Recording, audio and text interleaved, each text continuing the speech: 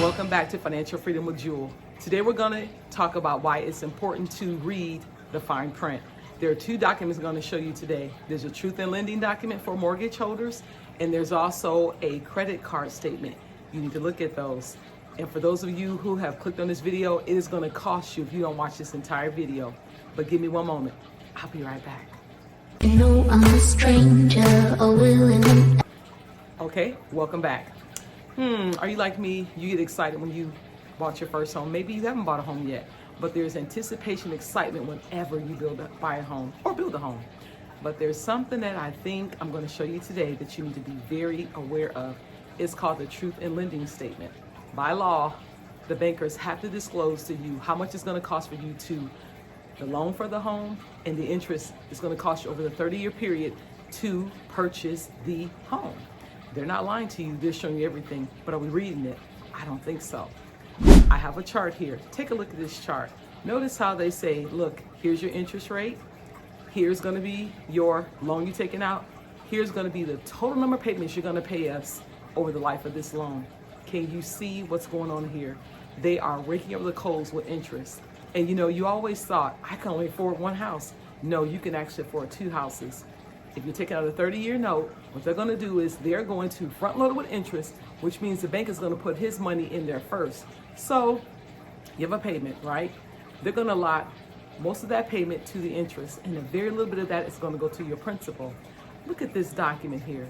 Can you see? They're telling you, listen, I'm truth in lending. I'm telling you that you're going to borrow this from me, but I'm going to charge you this when it's all said and done. And they're being honest. But do you know there's a better way? It's called velocity banking. And if you watch my video all the way to the end, I'm going to direct you and let you know exactly how to begin velocity banking. Velocity banking is not hard. It's simply allocating your finances in a direction so that you are profiting and you're running down the amount of interest you're going to give to the banker. But remember, the banker is counting on you deciding, I'm getting that 7-year itch, or maybe 4 or 5-year itch. I want to get out of this home. And they know you're going to go ahead and get out of that home. You're going to get into another 30-year mortgage, and you're going to rinse and repeat that whole cycle. And they think, well, you know what? You think you own a home, but you really don't own a home. You're just holding a note. The goal here is to teach you how to, if you decide not to pay off your entire mortgage, the goal is for you to leave that home. If you decide to sell it, maybe you're military, maybe you have to move, maybe you decided that I've outgrown that home. But my goal is for you to take as much equity as you can.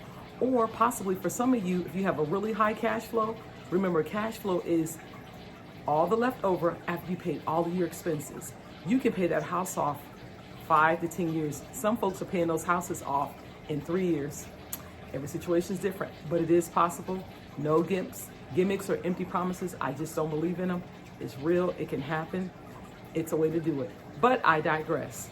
Once again, I'm going to ask you something. Have you subscribed to my channel? Have you liked the video? Have you shared the video?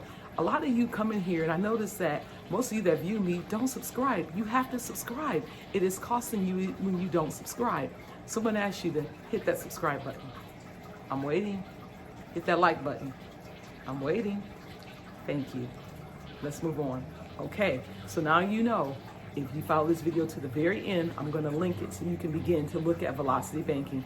Velocity banking is simply running down your payments, eliminating the amount of interest you're going to pay to a banker, but the goal is for you to own that home. And you know what? That way you're having an asset, you're building wealth. That is the goal. That's something that the Rockefellers knew and the Rothschilds knew. They knew, work off of a line of credit, build your wealth, and guess what? You set your family up for a wonderful legacy. But we think, okay, let's go ahead and just get us a nice home. Let's work off our amortization schedule. Amortization schedule, you guys, the deceit is that we're told, oh, you got a 5 or 6% interest rate. And you think, oh, yay, I'm so excited. I got a 5 or 6%. Some of us have gotten those 3% interest rates back in, 2017, 2018. And we're like, I'm not going to move off of those. That is a trick of the bank. They're going to get you to fall in love with that interest payment being low. But what they're going to do is they're going to give you a payment that's going to be low. And they're going to say, if you make this payment for 30 years, it's a low payment. Hey, you're a homeowner. That's not the American dream. That is a nightmare.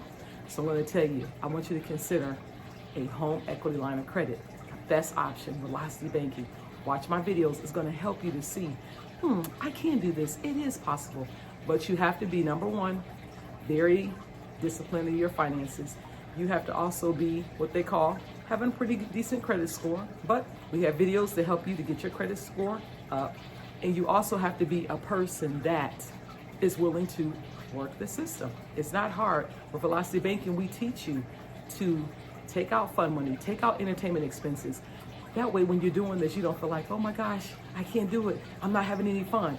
You still have your fund money. Now, of course, the less fund money you have, the more you can put towards your debts and running them down fast. And lastly, we work off of a positive cash flow. You have to have a positive cash flow in order for it to work. That is the money that you have left over after all the expenses are done. Some of you may say, I don't have a lot of money left over. Watch my videos. I think we can find that you do have money left over. I always say, if you do not tell your money where to go, you're going to wonder where it went. We are teaching our money to work for us, not for the banker. Okay? The number 2 document you need to be very mindful of is called your credit card statement. I see so many people and they have tons of credit card debt. But I'm also like, there's a way out of that too. The same philosophy, Velocity Banking, it can work for you. And people say, well, just make extra payments. No, guys, it's not the same. When you do an amortization schedule, it's front loaded with interest. You're going to pay all that interest. But if you even decide, I'm going to make extra payments towards it, there's a way to run down that debt expeditiously. Like I said, it's called Velocity Banking, and it definitely works. I'm just telling you because I've used it and it works. But let's get back to this credit card statement. You see I've put down no at the very top. It's going to always give you what they call a payment due date. That's when I want you to pay it. If you don't pay it by that date, they're going to charge you extra money because you're late. But look at that area that I put the nice green and I have yes. You look at that opening and closing date. The goal is to pay it before that date, not the month they're giving you or 21 days they're giving you out, to pay it by that date. Even if you decide, listen, I want to have revolving credit. Let's say if your credit card is maybe, you owe maybe $75, okay? Pay the $50 off, keep the $25 so it can actually revolve, and it shows the bankers that, hey, I'm responsible. I know how to take money and know how to pay it back without zeroing it out, because when you zero it out, it doesn't show you have anything to revolve. But you guys, whenever you put it and you pay it on that due date, guess what they've done? They've reported every action that you have, including a balance that you've held over to the credit bureaus. And if you have a very high balance, it's going to throw that over there and show them, okay, they have a high balance. And sometimes some lenders, you guys, they start thinking, red flag, they have a high balance. That's why I say, as much as you can, you want to pay it on before that, on this statement, it's before the 18th. You want to pay it before the 18th. So that way when the credit bureaus get it, it shows that, guess what? You're not holding that. And this person, they're holding $3,000 of debt. No, if they can afford to pay maybe even 5 or 6 payments, $2,500, just go ahead and chunk it, $2,500 divided by 6. Make those 6 payments before the 18th. The goal is to make it before the closing date, because that's going to give the credit bureaus accurate information. It's going to show that you have a low utilization rate. Remember, the goal here is to keep utilization rate below a 10%. It just looks good to bankers when you're going for homes, you're going for different financing options. You just look very marketable to the banks. Okay? So that is number 2, is that credit card statement. But I want you to notice something. Once again, look at this chart. I'm showing you something. When you decide, oh, listen, I'm making my payments. They're bare minimum payments, but I'm making my payments. I'm not running late. Look at all the interest they're getting. Look at that. They owe what, $3,400? But guess what they're going to do? They're going to give back $3,100, $3,200. So they're basically being charged half of what they paid for that. So do you see that? They're going to go ahead and pay a total of $7,600 just to borrow $3,400. That makes no sense. Then they'll say, well, if you pay this payment of $128 over 3 years period, you're still going to pay an exorbitant amount of interest. There is a better way to do that, you guys. So I'm going to encourage you to understand one thing. Only person that wins in this are the bankers. Only ones that are losing this is you, because you're not reading the fine print, or you're not quite exactly allocating your finances the right way. But that all changes today. Follow my videos, follow my charts. I show you how to get out of debt. It's free information. You cannot beat it. It's time for us to go ahead and take back the power get out of debt and live financially free. Whether that be you're happy because all your bills are paid and maybe you want to build wealth, but it's important to be financially free so you're not gripped by payments, interest, and all of those things. But anyway, until the next video, I'm Jewel, your financial freedom friend. I'm here until you win. And don't forget, follow this next video. It talks about velocity banking. We'll see you next time. Bye-bye.